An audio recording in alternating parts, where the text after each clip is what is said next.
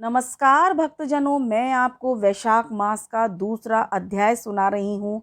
नारद जी बोले, हे राजन, वैशाख के समान कोई महीना नहीं है, समयुग के समान दूसरा युग नहीं है, वेद के समान शास्त्र नहीं है, गंगा जी जैसा कोई तीर्थ नहीं है, जल दान के समान दूसरा दान नहीं है और भार्या के समान दूसरा सुख नहीं, खेती जैसा कोई धन नहीं है, जीवन के समान कोई लाभ नहीं है, उपवास जैसा दूसरा तप नहीं है, दान जैसा सुख और दया के समान दूसरा धर्म तथा नेत्रों के समान कोई ज्योति नहीं है, भोजन के समान कोई तृप्ति, खेती के समान कोई व्यापार, धर्म के समान कोई हितकारी मित्र नहीं है, सत्य के समान कोई यश नहीं है, आरोग्य समान कोई हर्ष, केशव के समान कोई रक्षक, माधव के तुल्य संसार में कोई पवित्र नहीं है।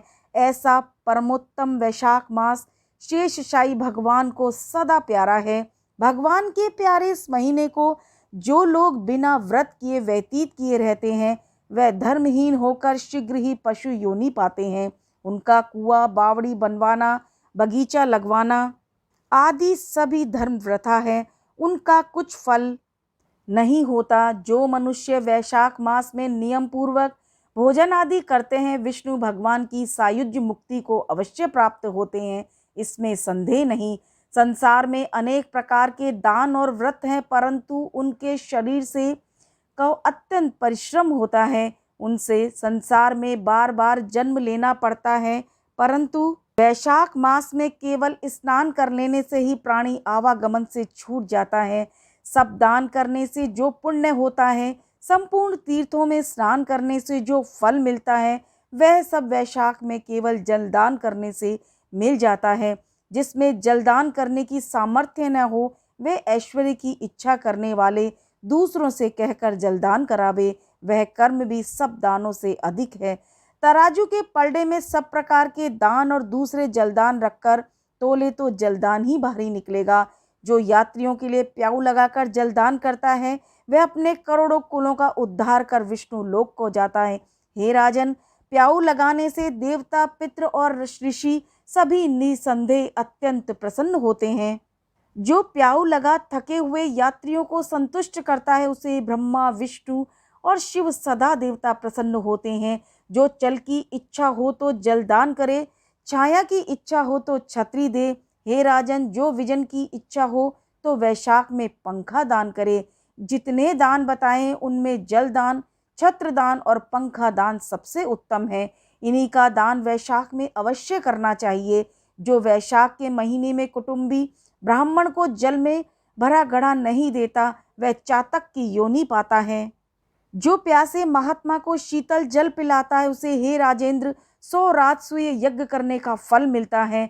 जो धूप, परिश्रम और पसीने से व्याकुल ब्राह्मणों को पंखा से हवा करता है, वह सब पापों से रहित हो गरुड़ के समान हो जाता है। जो मनुष्य वैशाख मास में ब्राह्मण को पंखा नहीं देता, वह अनेक प्रकार के वात रोगों से पीड़ित हो नरक भोगता है। जो थके ब्राह्मण की वस्त्र से हवा करता है, वह सब पापों से छूट विष्णु भगवान की सायुज्य पाता है। जो शुद्ध मन से ताड़ का पंखा दान करते हैं, वे सब पापों से छूट विष्णु लोक को जाते हैं। तुरंत श्रम दूर करने वाले पंखे का दान नहीं करने वाले अनेक प्रकार की यातनाएं भोगकर संसार में पापी हैं। हे राजेंद्र, आध्यात्मिक दुख की शांति के लिए निमित्त वैशाख मास में छत्री दान करना उचित है। जो मनुष्य विष्णु भगवान को प्यारे इस वैशाख मास में छत्री दान नहीं करते, उनको कहीं छाया नहीं मिलती, वे महाक्रूर पिशाच बन पृथ्वी पर घूमते हैं। वैशाख में जो खड़ाऊ दान करते हैं, वे यमदूतों का तिरस्कार कर विष्णु लोक को जाते हैं। जो वैशाख मास में जूता दान करते हैं, उन्हें नरक की यातना नहीं भोगनी पड़ती, न उसे संसार के दुख सताते हैं। ब्राह्मण के याचना करने पर खड़ाऊ दान करने वाला पृथ्वी पर करोड़ जन्म तक राजा होता है। जो मार्ग में श्रम को दूर करने के लिए स्थान बनवाता है, उनका फल वर्णन करने में ब्रह्मा भी असमर्थ है।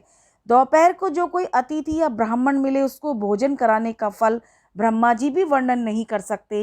हे राजन, अन्नदान मनुष्यों को तत्काल तृप्ति कराने वाला है। संसार में अन्नदान के समान कोई दान नहीं है। जो मनुष्य मार्ग में थके हुए ब्राह्मण को आसरा देता है, उसके पुण्य करने की ब्रह्मा में भी सामर्थ्य नहीं है। भूखे मनुष्य की स्त्री, पुत्र, घर, वस्त्र, अलंकार, आभूषण कुछ भी अच्छे नहीं लगते। पेट भरने पर ही सब अच्छे लगते हैं। इसलिए अन्नदान के समान ना कुछ हुआ ना आगे होगा। जो वैशाख में थके हुए ब्राह्मण को अन्नदान नहीं देता, वह पिशाच बनकर पृथ्वी पर अपना ही मांस खाता फिरता है। इसलिए ब्राह्मण को यथाशक्ति अन्न देना उचित है। हे राजन, अन्नदाता माता पिता को भी भुला देती है। वह दानी होकर अपना सर्वस्व समझने लगता है।